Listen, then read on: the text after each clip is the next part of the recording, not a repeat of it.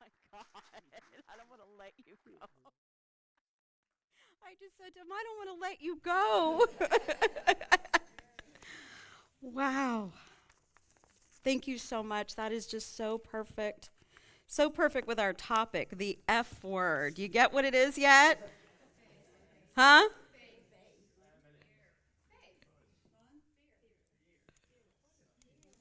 You got. We'll get to it. We'll get to it. I know. We'll get to it. So every February, as y'all know, we celebrate Black History Month, and I'm so grateful for Keith and the music that he brings. It just fits perfectly. And every February, I get a chance to sit and study Reverend Dr. Martin Luther King's teachings again. And the reason I'm so committed to his teachings is because what he asked of us, we are still realizing, correct?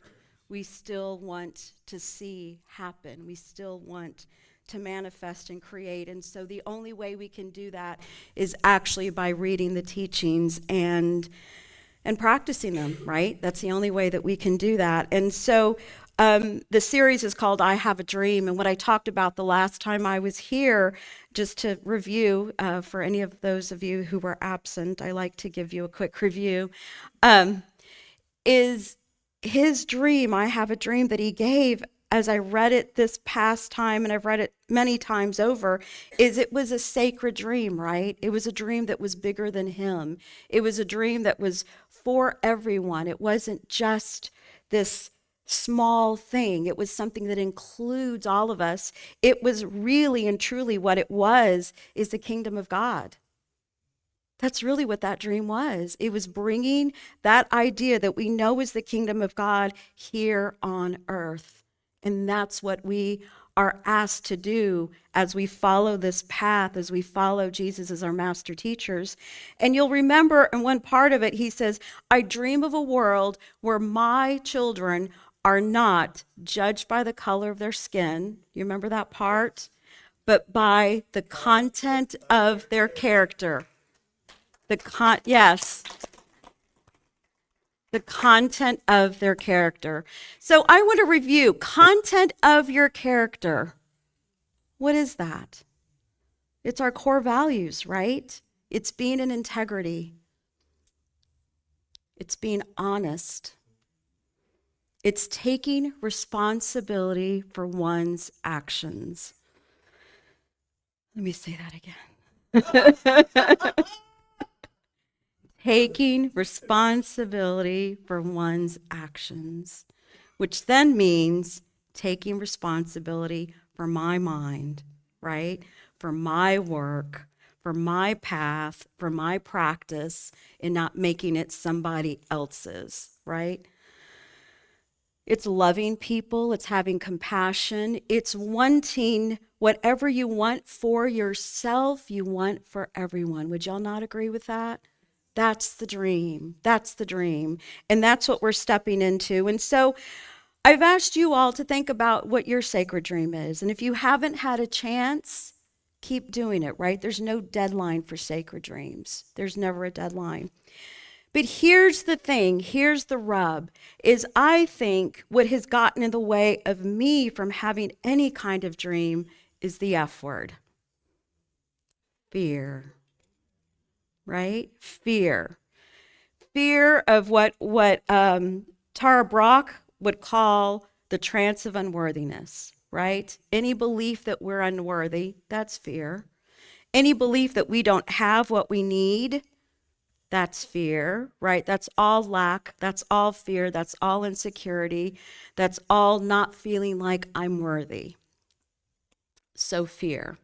So now that fear has been pushed away, right? Pushed away.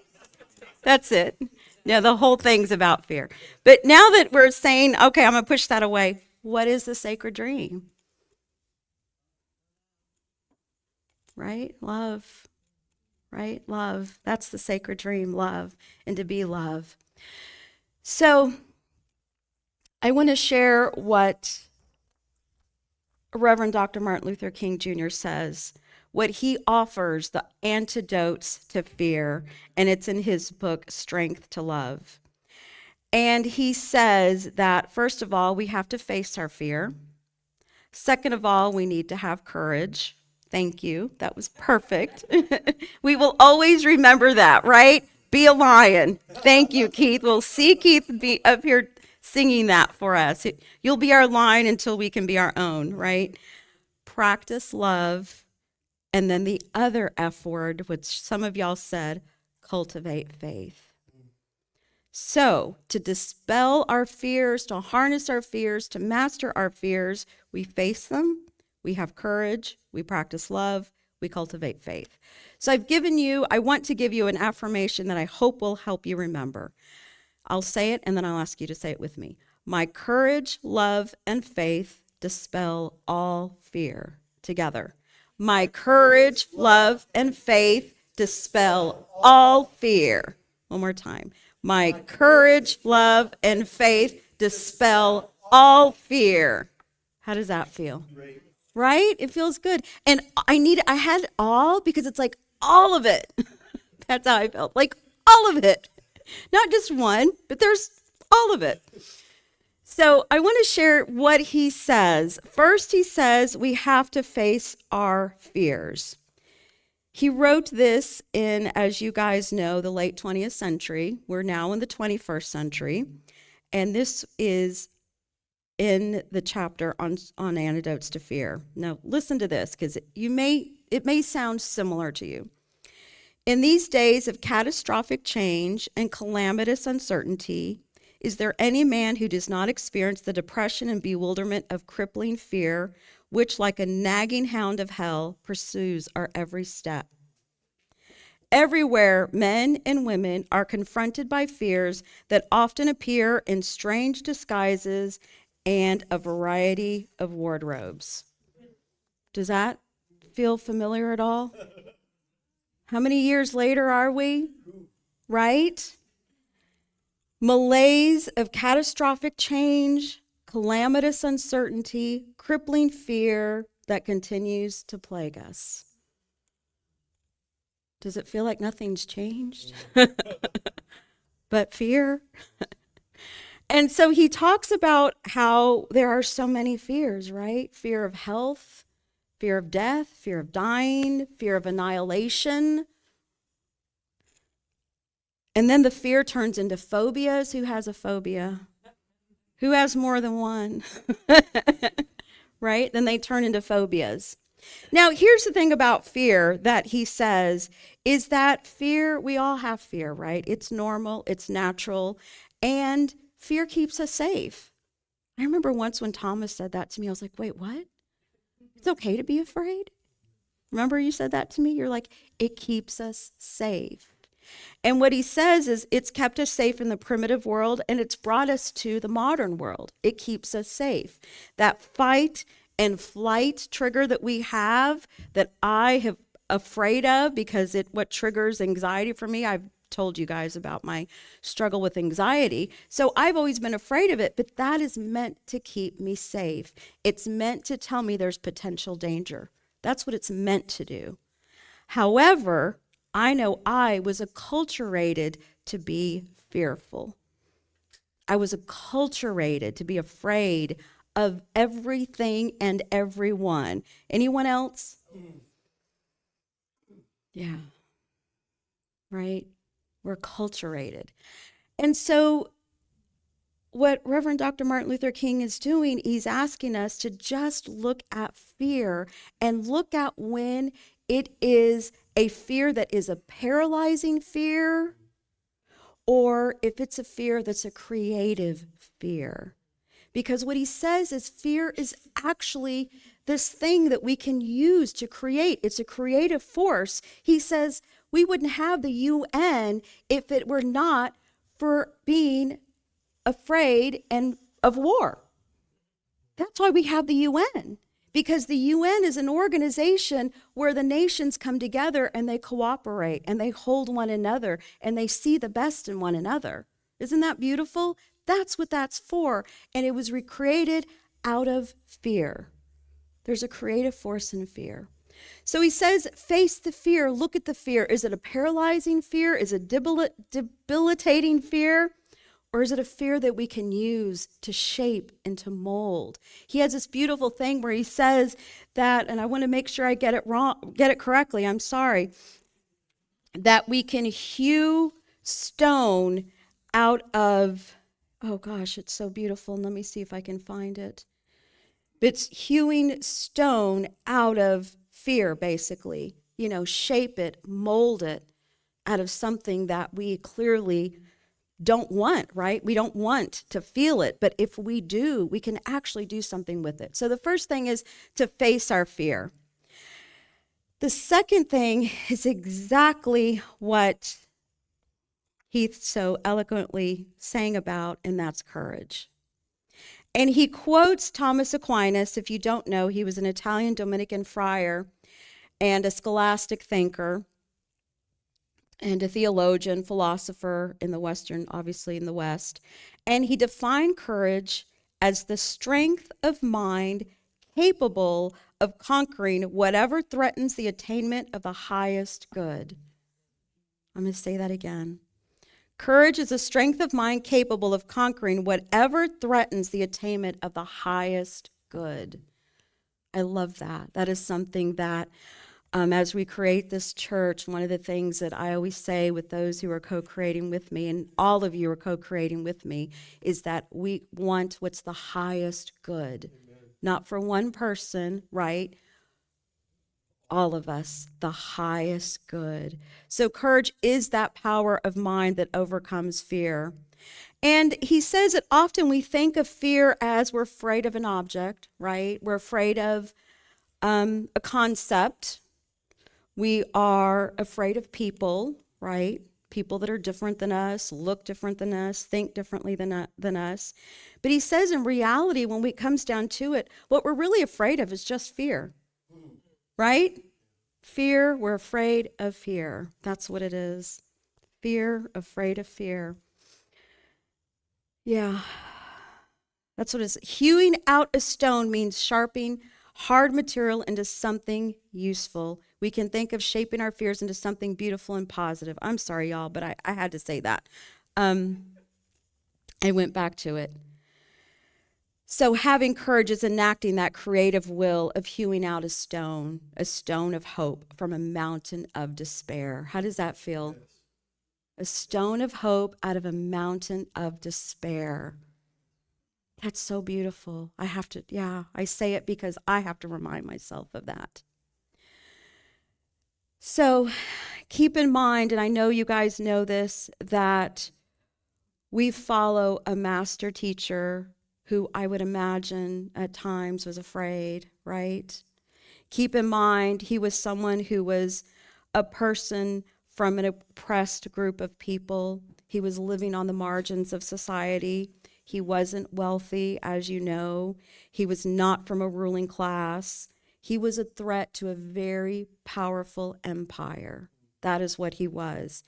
And yet, he gave words of love, forgiveness, and freedom for everyone. That was his sacred dream, right? And then this is what he left with us, which is one of my favorite scriptures. Peace I leave with you, my peace I give you. I do not give to you as the world gives. Do not let your hearts be troubled, and do not be afraid. Don't you love that? Do not let your hearts be troubled, and do not be afraid. Coming from someone who, what I would imagine, did feel that fear, but instead continued to hold that light, that goodness, knowing the divine was in him. Amen. So courage. Now it's love. What Reverend Dr. Martin Luther King says is that fear is the cause of war. Would y'all agree with that? Fear is the cause of war. And he says that as people, we fear somebody having superiority over us. He says we fear that. And we don't feel like we're in control. And he says that it is from that then envy happens. And then from envy, hate happens. Imagine, that's where hate comes from. He says we don't fear people and then envy them. We envy people and then we fear them. The cure for all of this is an abiding commitment to the way of love. Hatred and bitterness breeds fear. Love cures. Hatred paralyzes life. Love frees life. Hatred confuses life. Love harmonizes life. Hatred darkens life. Love illumines life. So he says a common source of fear is an awareness of deficient resources and of a consequent inadequacy for life. Now, what he says that I absolutely love, he's like that so often people are going through life and they don't have spiritual resources. That's what he says. And they need those spiritual resources because when you have them, you can meet whatever comes your way. And he even says that, which I want to memorize this, it is, we sail through the storms of life without adequate spiritual boats. Isn't that perfect? And where do you think he's getting that from? Remember who was in the boat? And yes, Peter. And Jesus is like, where's your faith, right? We sail through the storms of life without adequate spiritual boats. And here is where he is in complete alignment and knows what we know. He's like, there is this benign intelligence. There's a benign intelligence. There is a universe that is always going to work towards justice and towards love and towards good.